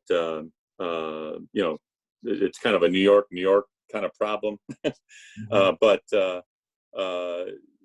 you may she's going through the general types of paths to love, and she's saying you may say generally that all desire of good and happiness is only the great and subtle power of love, but they who are drawn toward him by any other path, whether the path be money making or gymnastics or philosophy, are not called lovers. And so to me, that was an interesting group of three to pick, because I wouldn't necessarily think that love of money is necessarily love of the good. In fact, there's a pretty good chance it's not. And same thing with gymnastics. On the other hand, love of wisdom, you'd almost be certain that was of the good. But that's the problem. And money making is not as deceptive as one's own. Are we so sure that our ability to discern the good is adequate enough to say that we will always choose the good over our own? But I'm repeating myself. No, but you're right. I mean, we're not so sure, and it's true. Larry has pointed out that the word good here is kind of rich in meaning. It's got many senses. But I do think we have to interpret that language of the good in terms of the full definition of love. It's an everlasting possession of the good. So if I were to propose to you, Carl, the good is donuts or money or cars, there's no everlasting possession of that good. So it seems to just be disqualified. You're looking for a good that you can possess forever. Just one thing to add to what you just said, Paul. You would, in money making, the donuts include philosophy. That is, you think, would you want to be doing philosophy eternally? Yeah. I don't Well, think we may be doomed to that. right. But in other words, I think it belonged in that list that Carl was Yeah. It does explain that list. Yeah, that's good. Okay. So, for example, we all think that our life is good. Life is good, but we can't possess it eternally. But what can we do to have life eternally? Procreation. Okay. Exactly. So he's saying this is the way the mortal is going to pursue this good eternally. He can't do it insofar as he's mortal, but he can do it procreatively. Either in the body or the soul. Yeah, good. And then you talk about the goods of the soul that can procreate. It seems to me it's kind of really interesting, because when you talk about the everlasting possession of the good, that disqualifies some goods. Yeah, even your own. Yeah. That's And it does take us out of the strictly physical too. Yeah. Not absolutely, because procreation is physical, and that's a way of achieving a kind of everlasting life. Sure. We never abandon the physical, but we're not relegated strictly to it. Is the point. Right. And what we really want, it seems to me, is we want to be like gods, because she does make the distinction between, ever-changing permanence, yes, and permanence, unchanging permanence, unchanging immortality. And it's clear that the more unchanging, more godlike, more divine you are is what you really want. Yeah. And I guess that's another reason why philosophy is in that group of three, along with money making and gymnastics. Gods are all knowing. I guess what I really like about this, and it was something that Sean said earlier, is that this notion of what love is explains a lot of activity, right? It explains desire, desire for the opposite sex or whatever, but also it explains activities like writing a book or building a building.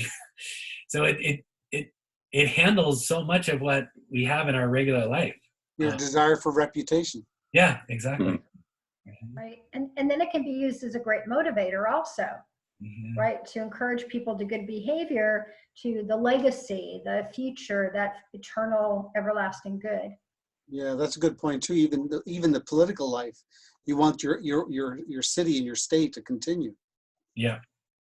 Also, it explains the interest in beauty and the aversion to deformity, right? So, i.e., So how does Alcibiades fit into that? Oh, I'm so glad you asked that, Carl. Yeah. I know we haven't done justice to any of these speeches, and certainly not to Socrates. But just so as we have a little time, is Alcibiades' entrance, is that just comic relief, or does it play a part in this dialogue as a whole? well, Paul, before, if you don't mind, just like No, a few no. minutes, it seems to me we have to say that all of this procreation is, it's not the highest order, right? There's a higher order, one more thing. Yeah, And- we start with the ladder. Yeah, so I mean, like, or 1668, it's the contemplation of beauty absolute, right? So that, I guess one way of saying that would be something like, you understand, you might say, well, I love my partner, or I love my wife, or whatever, and you understand that she's beautiful for me, but I also understand that what I'm pointing to is goodness or beauty in its form, and she partakes of beauty in some sense, right? So that's what we're all doing with the beloved, right? They're species reflections of beauty, capital B. That's why I love that line about poetry, Yeah. because different people see those different aspects and then express that, and that unique expression it's beautiful. Yeah. It's really beautiful. Yeah, St. Augustine gets at that too. Does he? Our hearts are yearning until they find you. Yeah. now, have we noticed this? That we weren't talking about beauty, were we? Until suddenly we've been talking about beauty. We were talking about love, Yeah. good, happiness. How did beauty slip in here from the definition that Paul is calling our attention to on 1665? Love may be described generally as the love of the everlasting possession of the good. Yeah. Beauty, how does beauty get in here? Didn't you first do I a didn't mean to include substitution it. of the good for the... It was a commentary. Well, I thought Carl was pointing us to this. Basically, Yeah, I think when she was arguing, or she was trying to get Socrates to, she asked him, what does it mean to possess the beautiful, or something like that, and he didn't know what that meant, and so she said, something like, is the beautiful good? Well, then what do we get if we possess the good? We get happiness. It was just, she went from beautiful to good in order to get him to understand that what we're really after is happiness. But wasn't there an argument like that in here? Yeah. Well, I thought also we were saying that what you want is the possession of the you love the beautiful, right? And that the argument was something like, well, love isn't beautiful. What page? Someone else. What page? It's 1667 to 1668. Yeah. You've got that transition between the everlasting possession of the good.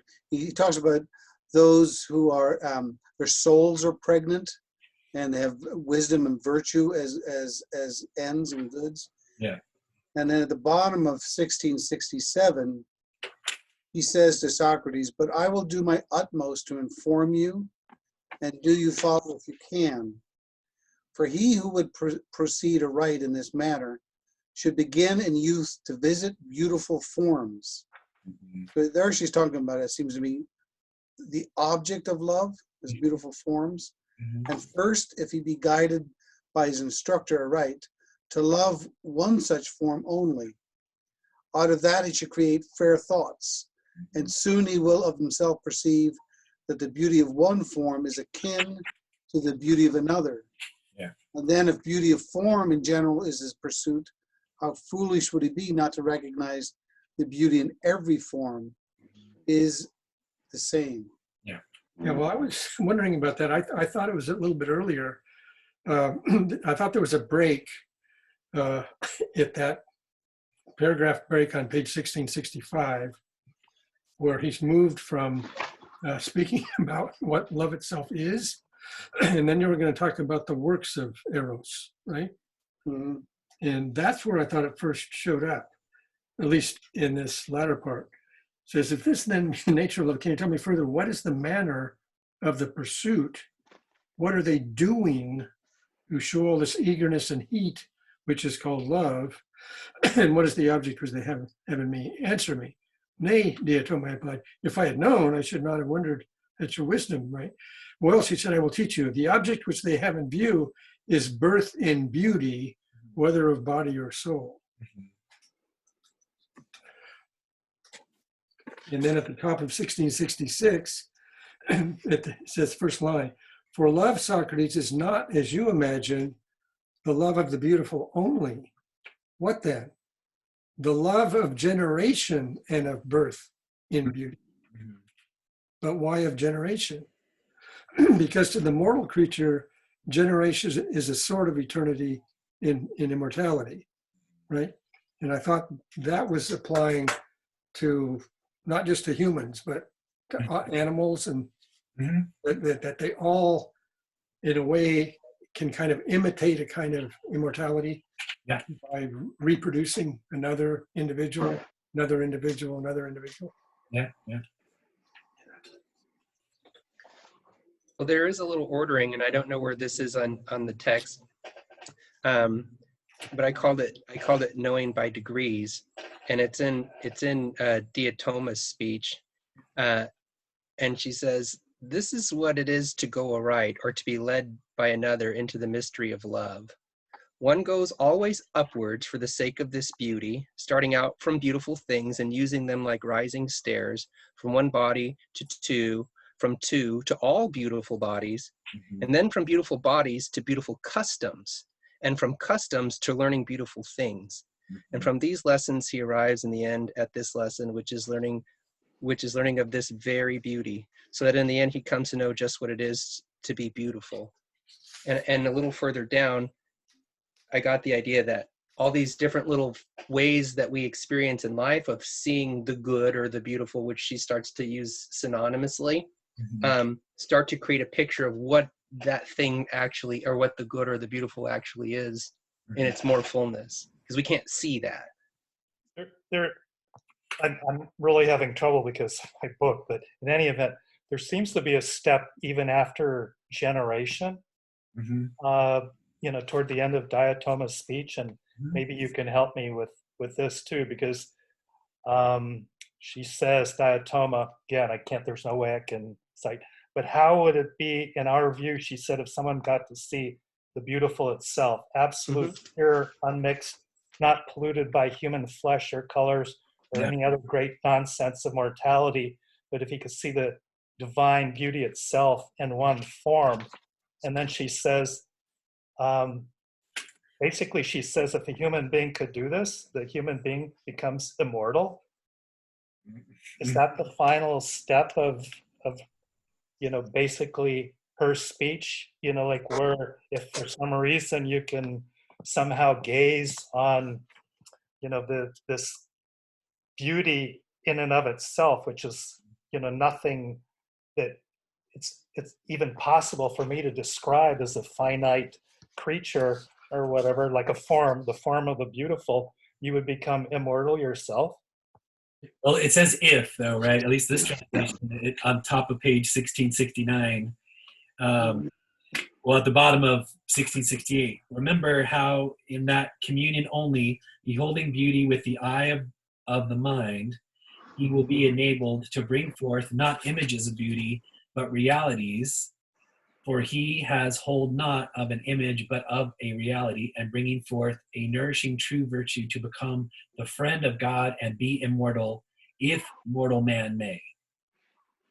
Yeah, and I want to stress that what you just read, become the friend of God. Yeah. Wasn't earlier said that God does not mingle with man? Yeah. In this case, Diotima is actually proposing it's possible to become the friend of God, right? Yeah. Which is, I was wondering about possession at that point, right? Like, because it seems that this thing it's not you, but if you view it in some ways, you can start to be it, if only for a moment, right? You can participate in that. You can actually possess virtue by being virtuous. Yeah, I don't know why I'm so drawn to this kind of stuff, because like I know, for example, in the Republic, at some point, Socrates says, but I can't go into that because you wouldn't understand it. And then also I think in, gosh, there's other places too, but so it just comes at the end, this idea of, something beyond all understanding. I don't know, I just find it really interesting, that's all. Yeah.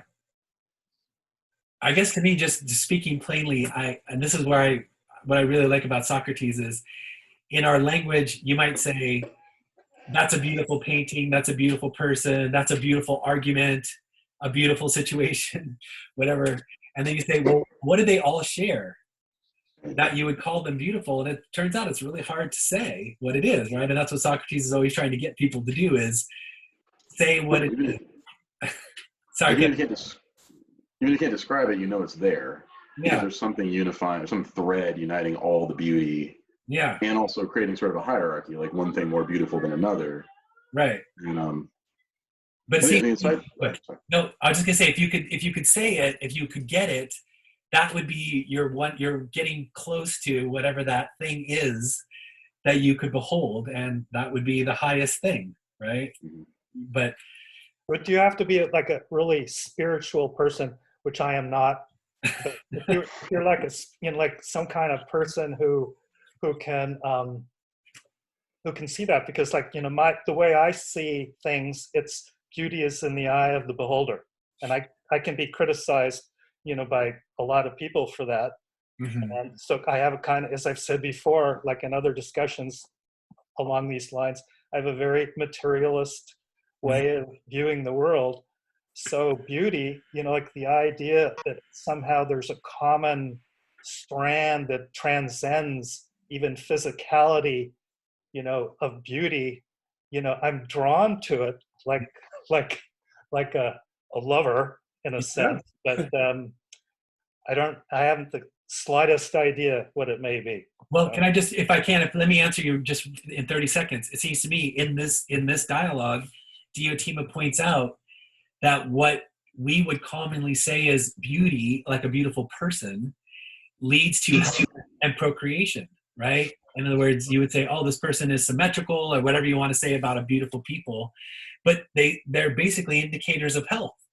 So they're indicators of the ability to procreate. So it goes right into this notion. It seems to me that's what makes this dialogue. Isn't it right that Socrates would say that he would take issue with Arthur's claim that he would think there is such a thing as the beautiful. Yeah. And in various degrees, it's not in the eye of the beholder. Yeah. And if there are beautiful things, even if they come to be and pass away, they were beautiful at one time, no longer beautiful.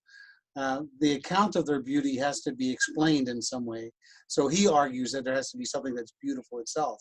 Yeah. But that's not, you need to spend more time drinking wine with Socrates, Arthur. Yeah. That takes a long time. Or psychedelic drugs or something. Just don't drink the hemlock. Paul, we're at 2 o'clock, but you want to just talk about Alcibiades for 2 minutes? Yeah, we got 2 minutes. How does he fit in? Yeah.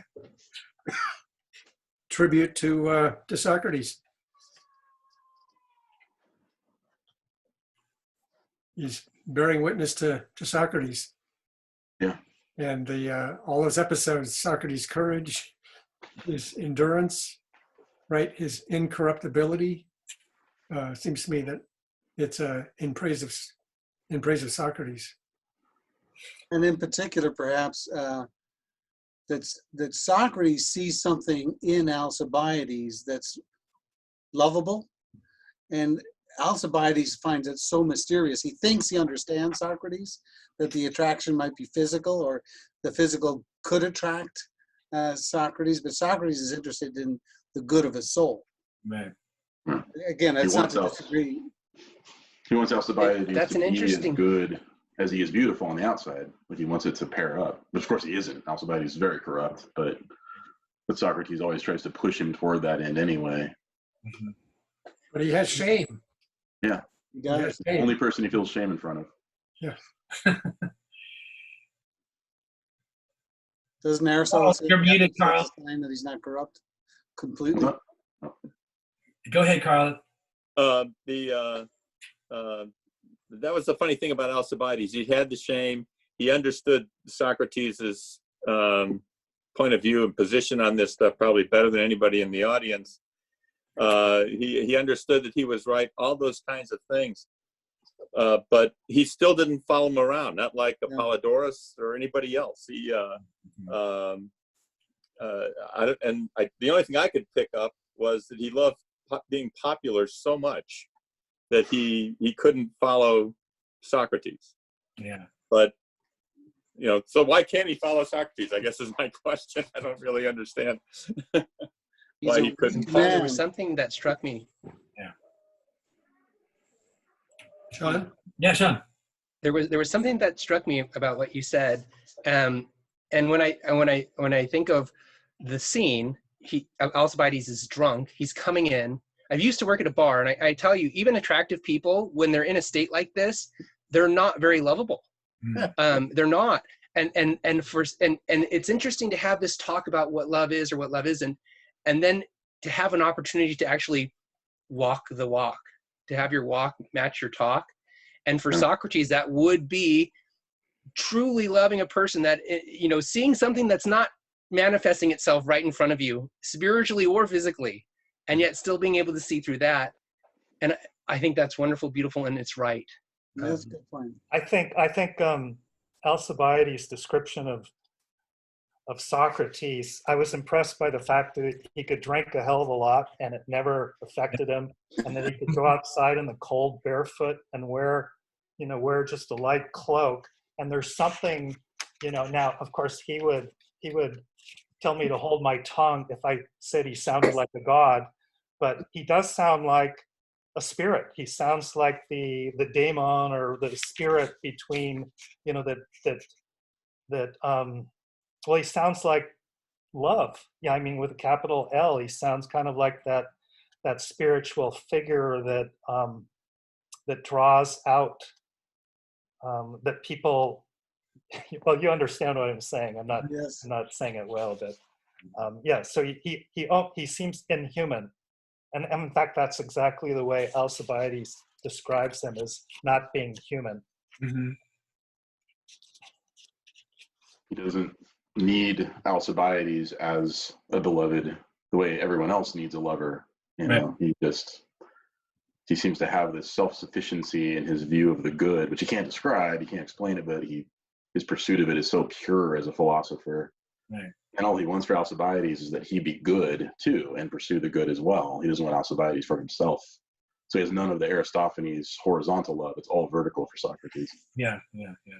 If somebody's totally on that distinction between the beloved and the lover, if somebody is totally beautiful in an almost absolute sense and totally wise in an absolute sense, that person could never be a lover. That person, because that person doesn't need anything, if I'm understanding that distinction correctly. And that only describes a god. It's like the, I kind of see that here sometimes. I know in Aristotle, you're a certain type of person is either a monster or a god, but humans are somewhere in between. But again, Socrates comes across in this as somebody who's definitely in a class by himself. Yeah. He has no need for a city. Yeah. No, This is good, Andy. So this is the first in a series. We're going to go to Aristotle, Augustine, etc. So I encourage you all to just follow Agora's timetable. We'll let you know when the next seminar is scheduled. Thank you. Thank you. Thank you. Hey, Paul, will you stay on for a second? Yes, I will. Great discussion. Thank you.